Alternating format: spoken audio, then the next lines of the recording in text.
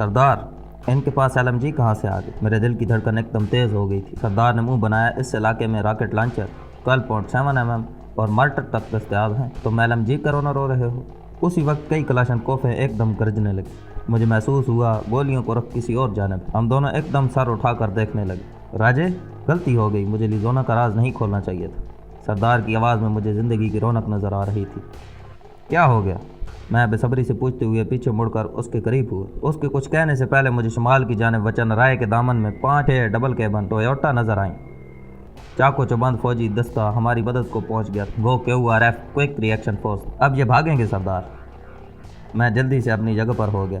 وہ QRF کے جوانوں سے فائر کا تبادلہ کر رہے تھے۔ وہ انہیں بلندی کا فائدہ حاصل تھا، لیکن اس کے ساتھ یہ مسئلہ بھی موجود تھا کہ ان کے عقب میں بھی پاک آرمی کے جوان موجود تھے، اور کوئی بھی آدمی ایک طرف سے آڑ حاصل کر سکتا۔ دونوں جگہ آڑ کا دستیاب ہونا کافی مشکل ہے۔ سردار مسلسل فائر کر رہا تھا۔ 6-7 گولیاں فائر کرتے ہی مجھے مخاطب ہوا۔ راجہ صاحب، اگر ڈریگنوو مل جاتی تو کیا ہی بات تھی۔ یہ لو۔ ڈریگنوو اس کے حوالے کرتے ہوئے میں نے دوبارہ بیرٹ اٹھا لی، کیونکہ اب وہ دوبارہ پیچھے بھاگ رہے تھے، اور بیرٹ کی 10-11 گولیاں اب تک موجود تھیں۔ تھیلے سے گولیوں کا پیکٹ نکال کر میں نے بیرٹ کی میگزین بھری اور دوبارہ پوزیشن سنبھال لی۔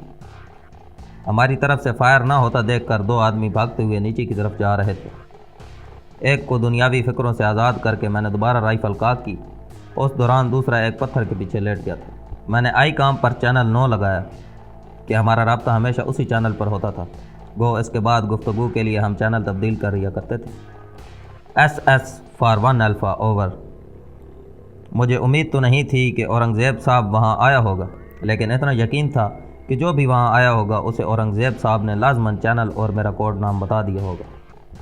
1 Alpha for SS send your message over. Major Aurangzeb کی اطمینان بھری آواز سن کر مجھے خوشگوار حیرانی ہوئی تھی۔ شکریہ سر، فی الحال میں ان بھگوڑوں سے نپٹ لوں، اوور اینڈ آل۔ میں نے چونکہ اس تک اپنی خیریت پہنچانی تھی، اس لیے لمبی بات کرنے سے گریز کرتے ہوئے میں نے سردار کو کہا، سردار اپنے آئی کام پر چینل 9 لگا دو، میں ذرا روشن خان اسٹیشن پر کوئی کام کی بات سن لوں۔ اس نے مزاحی انداز میں کہا، راجر باس۔ میں نے فوراً چینل تبدیل کر کے آئی کام نیچے رکھا اور رائفل سنبھال لی۔ ایک آدمی درخت کی آڑ میں بیٹھے ہوئے شمال کی جانب فائر کر رہا تھا، کیونکہ اسی جانب سے QRF کے جوان پیش قدمی کر رہے تھے۔ فائر کرتے ہوئے اس کا دایاں کندھا درخت کی آڑ سے باہر تھا۔ میں نے فوراً اس کے کندھے پر چھت سادی۔ اگلے ہی لمحے کلاشنکوف اس کے ہاتھ سے گری اور وہ اپنے کندھے کو تھامتے ہوئے دور ہو گیا۔ اس حالت میں اس کا سر آڑ سے باہر آیا اور میں نے دوسری گولی فائر کرتے ہوئے اسے دنیاوی تکالیف سے چھٹکارا دے دیا تھا۔ اندھوں کی طرح مت بھاگو۔ آڑ لے کر فائر کا جواب دیتے ہوئے نیچے اترو۔ روشن خان کی چینکھاڑتی ہوئی آواز آئی کام سے برآمد ہوئی۔ میرے پاس اسے چھیڑنے کا وقت موجود نہیں تھا، کیونکہ میں چاہتا تھا کہ اس کے زیادہ سے زیادہ آدمی ہلاک کر سکوں۔ میری ہدف کی تلاش میں بھٹکتی ہوئی نظروں کو پتھر کی آڑ میں لیٹے ہوئے ایک شخص کا پاؤں نظر آیا۔ وہ ظالم 2 پتھروں کے درمیان میں لیٹا تھا۔ نسبتاً بڑا پتھر گہرائی کی جانب تھا۔ میری طرف موجود پتھر کی آڑ میں لیٹنے کی وجہ سے وہ چھپ گیا تھا۔ میں نے فوراً اس کے پاؤں پر شست باندھی۔ ٹریگر دباتے ہی میں نے اسے تڑپ کر سیدھا ہوتے دیکھا۔ یقیناً اس کا آدھا پاؤں قربان ہو چکا تھا۔ 300 گز کے فاصلے پر بیرٹ M107 کی گولی جتنی تباہی مچا سکتی ہے، اس کا اندازہ ایک تربیت یافتہ سنائپر ہی لگا سکتا ہے۔ میرے رائفل کو دوبارہ کاک کرنے سے پہلے وہ اسی پتھر کے پیچھے دبک گیا تھا، لیکن اب وہ وہاں سے حرکت نہیں کر سکتا تھا۔ میں بھی انتظار میں تھا کہ وہ کہیں کھسکے اور میں اسے اس کے مرنے والے ساتھیوں کے پاس پہنچاؤں۔ ناصر خان، کمانڈر روشن خان کو پاؤں میں گولی لگ گئی ہے۔ آئی کام سے ابھرنے والی آواز نے مجھے خوشی سے اچھلنے پر مجبور کر دیا تھا۔ اس کے پاؤں پر پگڑی لپیٹ کر اسے نیچے پہنچاؤ۔ ناصر خان نے فوراً حکم پاس کیا۔ یقیناً روشن خان کے بعد وہی کمانڈر تھا۔ روشن خان، میں نے کہا تھا نا میں تمہیں نہیں چھوڑوں گا۔ میں نے فوراً آئی کام اٹھا کر روشن خان کو پکارا، تم جیسے کتے میرا کچھ نہیں بگاڑ سکتے۔ روشن خان کی آواز میں شامل تکلیف اور غصہ مجھے یہ باور کرانے کے لیے کافی تھا کہ وہ کتنی اذیت سے گزر رہا ہے۔ روشن خان، تم اپنے بدن کے جس حصے کو حرکت دو گے وہ عضو تمہارے بدن کا حصہ نہیں رہے گا۔ اگر شک ہے تو اپنا ہاتھ پتھر کی آڑ سے نکال کر دکھاؤ۔ یہ بات کرتے ہوئے بھی میں نے اپنی شست اسی پتھر پر برقرار رکھی ہوئی تھی۔ اسی وقت ایک آدمی جھکے جھکے انداز میں اس پتھر کے قریب پہنچا۔ یقیناً وہ روشن خان کی مدد کے لیے آیا تھا۔ اس کی بدقسمتی کہ میری ساری توجہ اس پتھر پر مرکوز تھی۔ وہ بمشکل بڑے پتھر کی آڑ سے نکل کر روشن خان تک پہنچ سکا تھا کہ میں نے ٹریگر پریس کر دیا، اور 300 گز کے فاصلے پر بیرٹ M107 کی گولی کا ضائع جانے کا مطلب یہی ہوتا ہے کہ میں فائر کی ابجد سے بھی واقف نہیں ہوں۔ وہ روشن خان کے اوپر ہی گرا تھا۔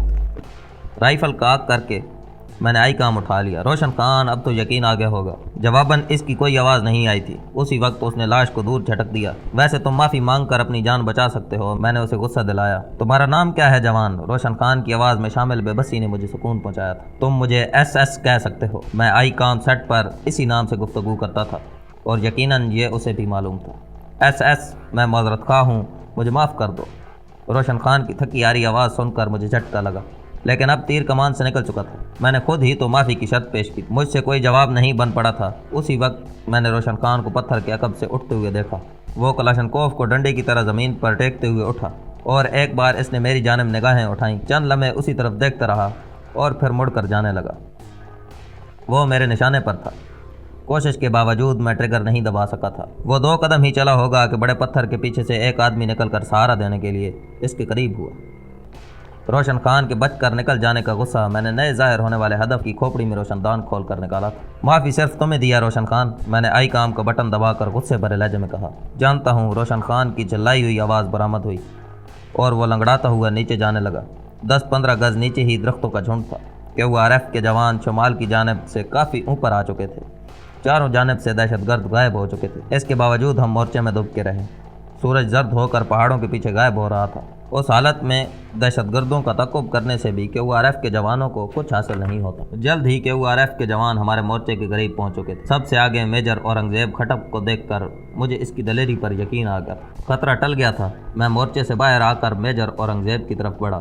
کیسے ہو جوان؟ مجھے چھاتی کے ساتھ بھینچتے ہوئے اس نے شفقت بھرے لہجے میں پوچھا۔ ہماری حالت آپ کو رستے میں ملنے والی لاشوں سے معلوم ہو چکی ہوگی۔ مجھے تم دونوں پر فخر ہے، میری پیٹھ تھپ تھپا کر تحسین آمیز لہجے میں کہتے ہوئے وہ سردار کی جانب بڑھ گئے۔ KURF کے 3 جوان زخمی ہوئے۔ دشمن اپنی 25 لاشیں چھوڑ کر بھاگا تھا، اس میں سے 19 آدمی ہمارا شکار بنے۔ اب کیا ارادہ ہے؟ صبح کے 9 بجے پرتکلف ناشتے کے بعد چائے سے لطف اندوز ہوتے ہوئے میجر اورنگزیب کھٹک نے پوچھا۔ ہم اس وقت ڈی بلاک پر موجود تھے، سردار کندھے اچکاتے ہوئے بولا۔ آپ کو پتہ ہوگا سر، میرا مطلب تھا کہ اگر قبیل خان پر ہاتھ ڈالنے سے پہلے چھٹی وغیرہ کاٹنے کا ارادہ ہو تو بتا دو، یہاں تم دونوں کو تعلق براہ راست مجھ سے ہے۔ میں نے جواب دیا، نہیں سر، پہلے ہم قبیل خان پر ہاتھ ڈالیں گے، اگر مشکل ہدف ہوا تو پھر دیکھیں گے۔ ہدف تو وہ کافی مشکل ہے اور تم دونوں تو آتے ساتھ ہی اس سے ٹکرا گئے ہو۔ ویسے اس کے خاص آدمی کو چھوڑ کر تم نے اچھا نہیں کیا۔ آخری فقرہ میجر اورنگزیب نے ہنستے ہوئے ادا کیا تھا۔ آپ نے وہ گفتگو سن لی تھی؟ میں نے خفیف انداز میں سر چکا لیا۔ تو مائی کام پر بات کر رہے تھے بھائی، موبائل فون پر نہیں۔ سر بس غلطی یہ ہو گئی کہ میں جلد بازی میں زبان دے بیٹھا تھا، میں نے ندامت کا اظہار ضروری سمجھا۔ ویسے مجھے خوشی ہوئی کہ تم نے زبان کا پاس رکھا۔ سردار نے فوراً لقمہ دیا، ورنہ زبان کا پاس تو صرف پٹھان رکھتے ہیں۔ اس کی بات پر میجر اورنگزیب نے کیا لگایا۔ میں نے پوچھا، ہم قبیل خان مشن پر کب روانہ ہوں گے سر؟ وہ فیصلے کا بوجھ ہمارے کندھوں پر منتقل کرتے ہوئے بولا، جب تمہاری مرضی ہو چلے جاؤ۔ بیرٹ M107 کے ایمونیشن کے بارے پہلے بتا دیا تھا، اب ڈریگنوو کا ایمونیشن بھی چاہیے ہو۔ وہ پوچھنے لگا، ویسے 2 سنائپر رائفلیں ساتھ پھرانے کی کیا ضرورت ہے؟ سر بیرٹ M107 کو ہم ہر وقت ساتھ نہیں پھرا سکتے، جب بھی کہیں خصوصی ہدف کو نشانہ بنانا ہوتا ہے تب ہمیں اس کی ضرورت پڑتی ہے، اور ڈریگنوو چونکہ ہلکی پھلکی رائفل ہے اس لیے عام طور پر ہم اس سے کام چلا لیتے ہیں۔ میجر اورنگزیب نے پوچھا، تمہارے پاس ڈریگنوو کا کتنا ایمونیشن موجود ہے؟